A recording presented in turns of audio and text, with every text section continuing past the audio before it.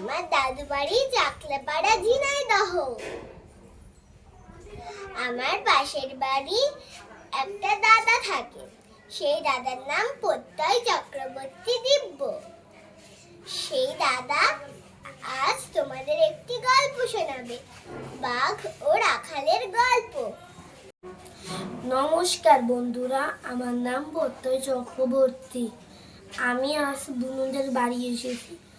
আমি ক্যান্ডিস একাডেমিতে পড়ি, আর আমার বয়স 13। আর আজ একটা বাঘের ও রাখালের গল্প শোনাবো। সেই গল্প এখন শুরু করবো আমরা। এক ছিল রাখাল, সে মাঠে গরু চড়াতো, বাঁশি বাজাতো, তবুও তার সময় কাটতো না। আর একদিন সে মজা করলো। সে গাছের আড়ালে লুকোলো আর বলল, বাঘ বাঘ, না বাঘ এসেছে, বাঘ এসেছে। গ্রামবাসীরা দৌড়ে এলো, আর তাদের বোকা মানারও সে খুব মজা পেল। এইভাবে সে অনেকদিন করতে থাকলো, আর গ্রামবাসীরা খুব রাগ করলো। আর একদিন সত্যি বাঘ এলো।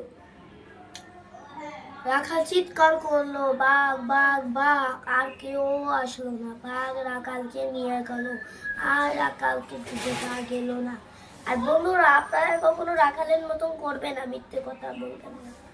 তাতে যা রাখালের সাথে হলো, আপনারই সেরকম হবে না অবস্থা। তাই সাবধান থাকুন। আর আমার ভিডিওটা দেখার জন্য লাইক দিয়ে দিন। তাহলে বাই বাই।